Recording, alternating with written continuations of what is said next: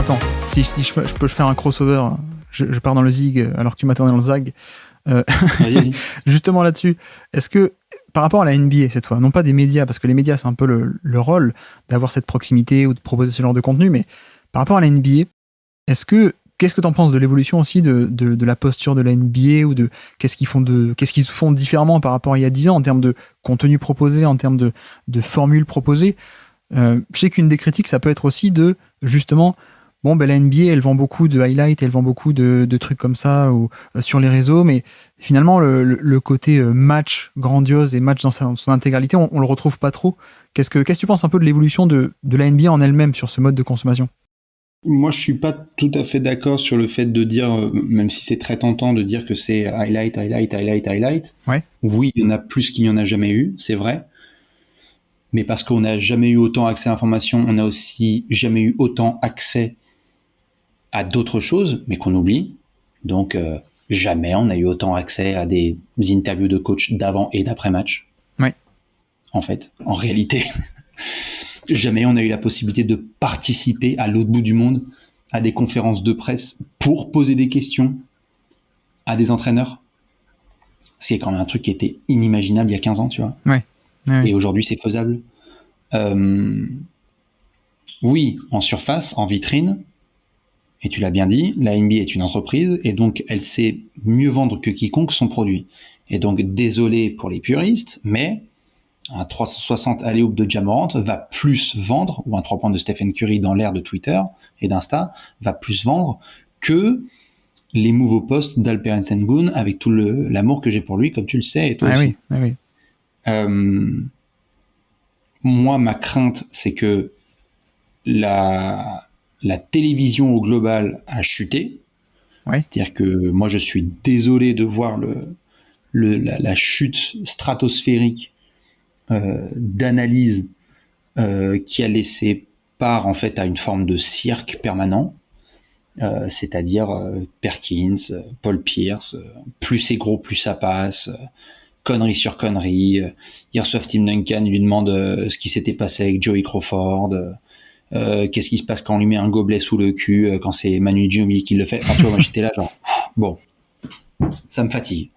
Et en même temps, la NBA est aussi la première à pousser JJ Redick, Paul George, ne sais-je, tous ces gars qui en fait lancent leur propre podcast. Et donc, tu vois, encore une fois, c'est savoir sur quoi on va juste s'arrêter. Oui, il y a du highlight. Mais c'est quand même extraordinaire d'avoir des joueurs qui utilisent leur plateforme et poussés par la NBA pour développer leur propre plateforme pour tacler des sujets formidables. Je veux dire, ce que fait JJ Redick, c'est merveilleux. Surtout, il y a aussi un truc où ça permet de conquérir des nouveaux marchés. Oui. Et après, c'est toi aussi en tant que média. Enfin, je veux dire, moi, je regarde des matchs, toi, tu regardes tous les matchs tous les soirs quasiment. C'est aussi à toi d'être le relais pour ces fans un peu lointains. Donc, je trouve que là-dessus, il y a quand même des critiques à faire sur la NBA, mais il y a aussi de très bons points. Et sur ce côté développement, il faut quand même avouer que sur tout le plan numérique, eux, justement, ils l'ont bien pris, le virage. Je trouve. Ils pètent la gueule de tout le monde. Ouais. Et après, c'est à toi, et à toi Trash Talk, et toi, tous les médias, en fait, d'arriver à encore ne pas se limiter au highlight, bien sûr, et de comme tu dis, de ressortir et de recréer un contenu peut-être plus digeste, quoi. C'est très vrai ce que tu dis. Je trouve qu'il y a un côté un peu parfois cuillère à la bouche, bébé, il faut qu'on nous donne le truc, alors que non, en effet, c'est un vrai effort que chacun doit faire. Ouais. Parce que le contenu, il est là, il est devant soi. Mais on peut pas se plaindre parce qu'on n'a pas fait l'effort de recherche en fait. Il y a tout, il y a plein de choses. Donc oui, la NBA est une entreprise et vend son image et fait toujours plus, encore plus, et c'est comme ça. C'est pas un mal en plus, hein. C'est pas un mal, et jamais le basket s'est aussi bien porté. Enfin, je veux dire, jamais on vient de rien de ce que vient de faire Nikola Jokic, c'est incroyable. Et avant ça, il y avait Giannis, et puis là, il va y avoir Luka. Et on a un niveau d'internationalisation qui est hors norme, on a un niveau de diffusion qui est hors norme. Donc oui, on peut se dire mais quand même il y a beaucoup de dunk en boucle et les arrivées des joueurs sapés comme ceci et cela. On peut s'arrêter là. On peut s'arrêter à ça, mais je trouve que c'est montrer un manque cruel d'effort face à tout ce qu'il y a autour. C'est juste pousser les portes de l'aventure. Parce que si tu pousses, aujourd'hui, bah ouais, désolé, hein, si t'es sur la NBA League Pass, bah t'as je sais pas combien de matchs d'archives et tu peux te remater en replay et en HD tous les matchs des Bulls de Jordan. Enfin, je veux dire, on est où? Enfin, tu vois, Ouais. c'est incroyable. Et là, t'as des documentaires qui sont faits sur les joueurs africains de demain qui vont devenir des stars, ou quelle est la culture du basket à Belgrade. Enfin, je veux dire, on peut aussi regarder ça comme ça, quoi. Ouais. Oui. Oui, mais je pense que la NBA fait vraiment des trucs assez impressionnants.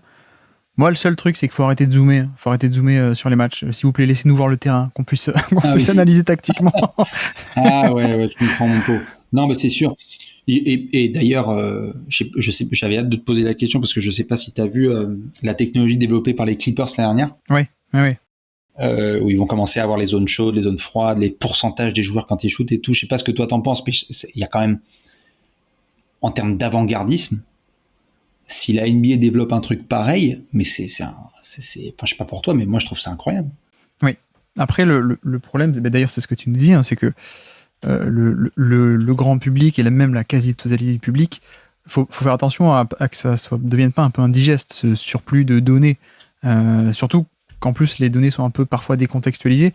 Mais c'est clair qu'en tout cas, c'est des pistes d'amélioration et de proposer des contenus qui peut être très variés. Et c'est ça qui est intéressant. Et si tu vois, là, bon, je râle parce que dans mon contrat, il y a toujours marqué qu'il faut que je râle un peu sur le côté, Vas-y, sur le côté zoom des matchs.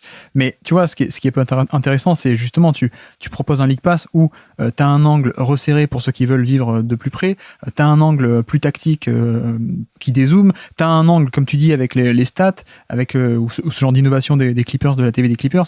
Je pense que là-dessus, la NBA, elle n'est pas encore là où je rêverais qu'elle soit, mais je pense qu'on est potentiellement sur la bonne direction et sur ce côté...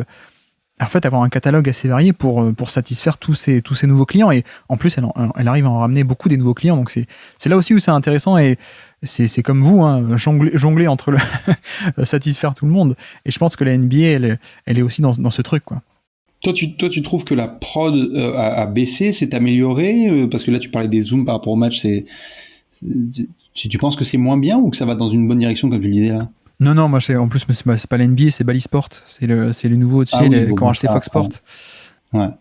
Mais c'est dérisoire. Hein, encore une fois. Il dépose bilan là d'ailleurs. Oui.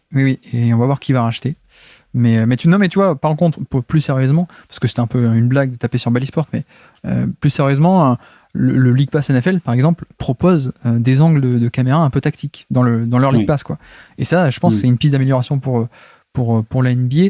Mais comme tu dis, il y a de l'archivage qui est absolument dingue. Je veux dire, le League Pass, il y a des matchs qui remontent jusqu'à 2012-2013.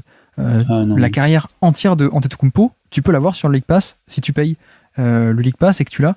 Voilà, c'est quand même assez dingue, quoi. Bien sûr. Non, mais c'est pour ça que moi, en tant que média, j'ai bien vécu l'année Westbrook, triple-double, dunk, triple-double, rebond, passe, point, etc. Et tu sais, il y avait tout un débat sur ce qu'on en fait trop sur les triple-doubles, etc. Ouais. Et puis là, il y avait beaucoup de highlights, donc c'était highlight. Est-ce qu'on est... Bon. Chaque année, on a notre petit jouet. Je ne sais pas quel sera celui de cette année. Il y aura un nouveau débat sur est-ce qu'il faut arrêter ceci ou cela. Ce sera peut-être la NBA Cup ou je sais pas quoi. La Coupe de la Ligue. Non, mais tout à fait la Coupe de la Ligue, les fameux copains de Calais qui vont monter jusqu'en haut. C'est ça, ouais. Non, mais en soi... après, je pense que c'est, encore une fois, le devoir de chacun de faire l'effort. Mais ouais. Quand je vois ce qui se passe au niveau de la WNBA en ce moment, avec un travail énorme là qui est fait, là, de mise en avant, de commercialisation, de trash talking, énormément. Ils ont pris une ligne éditoriale merveilleuse pour la NCAA, là. C'est parti dans tous les pour la NCAA, pour la WNBA. Jamais le basket féminin a été autant mis en avant aux États-Unis et donc au niveau mondial. Bon, tu vois, encore une fois, on peut dire que il y a plus de highlights, mais je pense que jamais on a eu autant la possibilité que des jeunes femmes et des jeunes filles aient envie de se lancer dans le basket et de vivre de leur passion dans le basket, quoi. Ouais. Oui, bien sûr. Tout dépend de la façon dont on va lire le constat et le contexte actuel.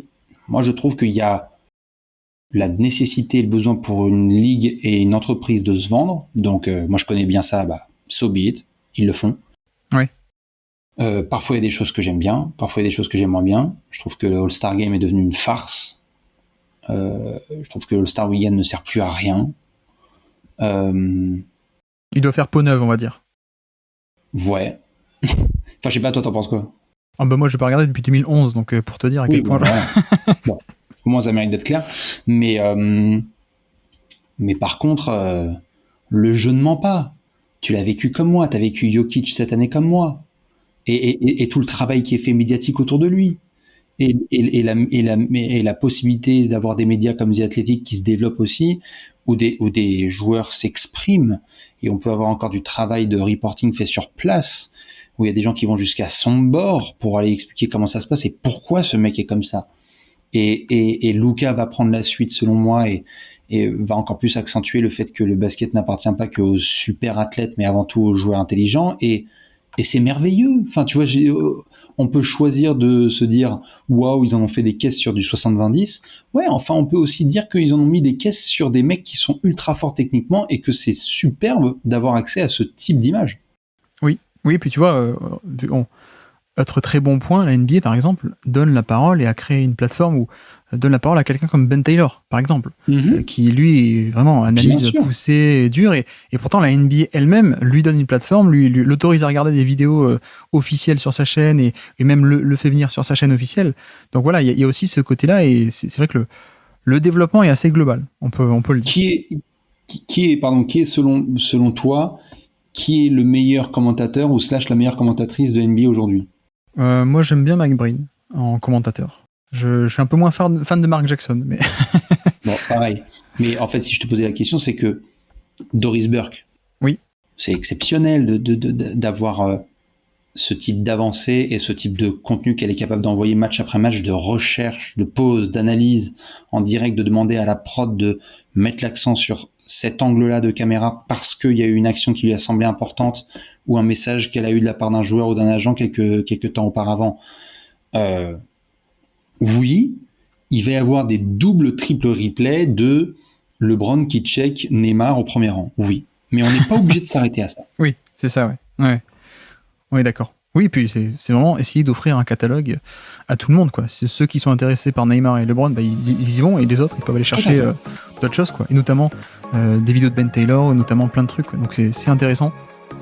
Merci d'avoir écouté cet extrait. S'il vous a plu, l'émission complète est disponible en description et on se donne rendez-vous sur le feed principal du Basket Lab pour l'intégralité des podcasts.